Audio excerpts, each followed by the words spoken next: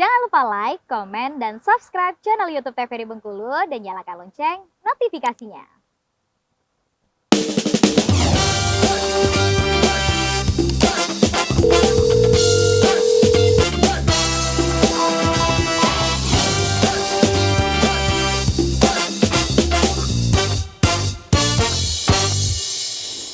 Sahabat sehat, terima kasih Anda masih bersama kami dalam Dokter Kito Bersama Kita Sehat. Dengan tema kita kali ini membahas mengenai akne vulgaris atau jerawat. Nah, ini sebelum kita lanjut ke Dokter Wenti ya, jadi pengen nanya ke Dokter Bella ini.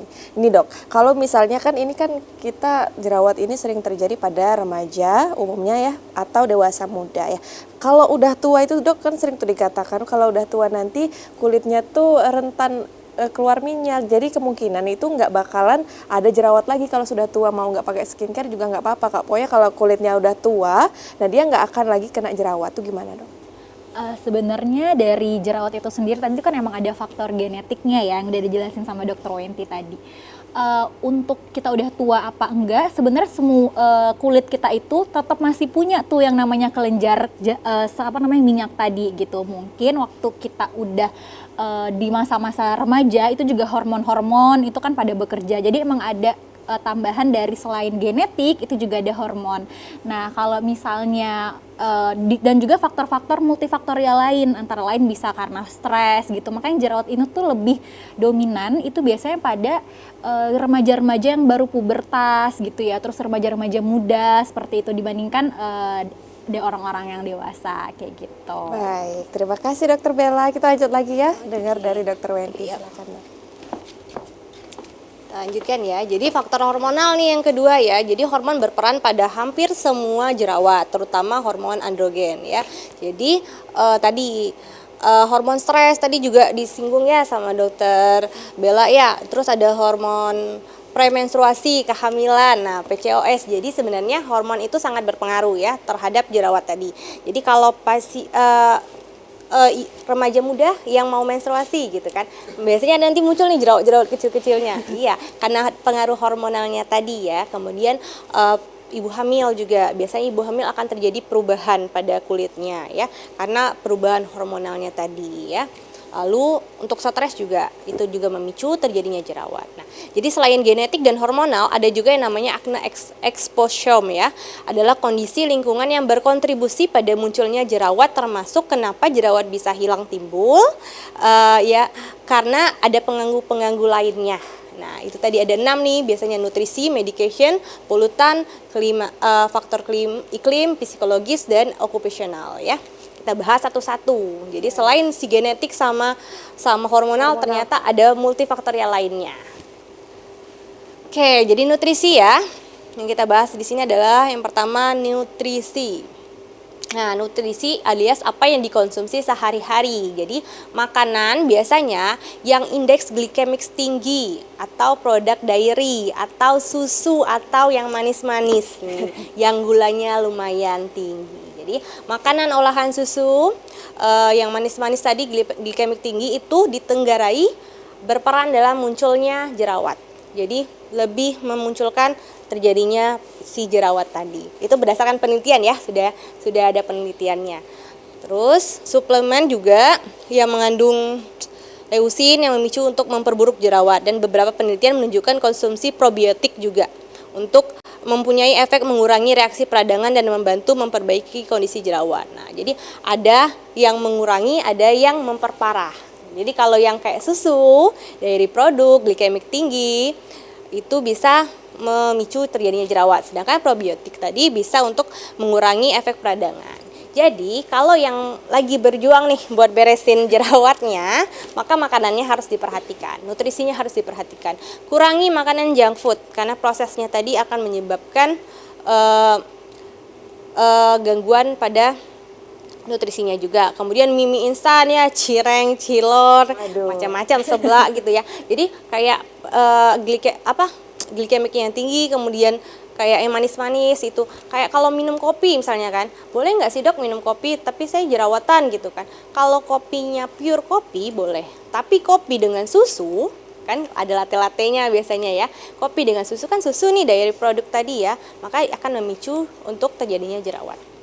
Makanya kalau biasanya ke klinik-klinik mungkin ya, klinik kecantikan atau ke dokter kulit biasanya dikasih dietnya tuh, diet yang harus dikurangin untuk meredam jerawatnya. Oke. Berarti gula tuh berperan banyak juga ya, Dok? Iya.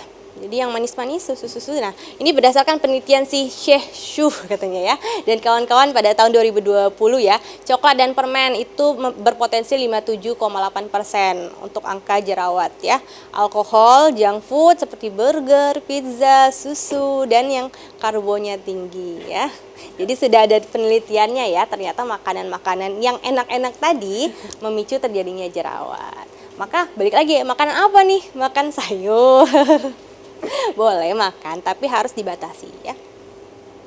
Nah, kemudian ada beberapa obat-obatan juga yang dapat menimbulkan jerawat ya, dari segi medication ya tadi ya, terapi hormonal yang mengandung progestin. Jadi ini kayak cukup tahu aja ya. Untuk beberapa obat juga bisa memicu terjadinya jerawat. Nah, kemudian faktor okupasional, kosmetik. Nah, ternyata ini ada ranahnya kosmetik atau bedak-bedakan atau skincare mungkin ya. Jadi penggunaan skincare yang terlalu keras, kosmetik yang tidak sesuai dapat memicu terjadinya jerawat. Loh, kita skincarean kok malah jadi jerawatan? Ternyata ada beberapa bahannya yang bisa memicu terjadinya jerawat. Ya. Jadi harus disesuaikan juga Benar. skincare-nya ya, Dok ya. Ini kalau mau tahunya misalnya ya kayak skincare yang mengandung parfum ya, mengandung pewangi, itu juga bisa memicu jerawat. Yang mengandung banyak minyak ya, oilsnya itu bisa menyumbat dan menjadikan terjadinya jerawat karena bersifat komedogenik ya. Jadi produk kosmetik berwarna, sunscreen pun bisa menyumbat.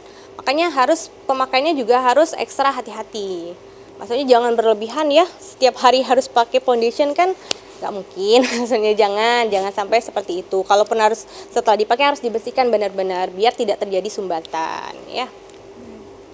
Oke, ini cukup taunya ya, misalnya perwarna DHC, ekstrak alga, beberapa kandungan yang ada di kosmetik yang bisa menyebabkan jerawat tadi ya.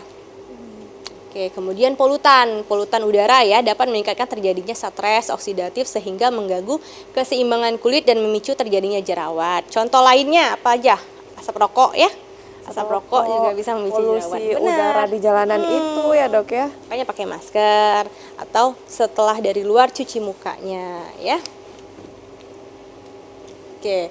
Ini kondisi iklim juga ya, cuaca yang panas, lembab, dan intensitas radiasi juga dapat memicu kekambuhan jerawat. Jadi yang terlalu panas, terlalu dingin juga bisa ya, terlalu dingin juga bisa memicu terjadinya jerawat ternyata.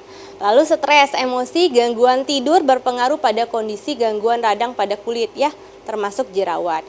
Cahaya tanpa gelombang pendek yang dipancarkan dari smartphone, jadi cahaya handphone, cahaya tablet, cahaya laptop ternyata berpengaruh juga nih untuk meningkatkan koloni bakteri pada kulit sehingga terjadi ketidakseimbangan di kulit tadi ya.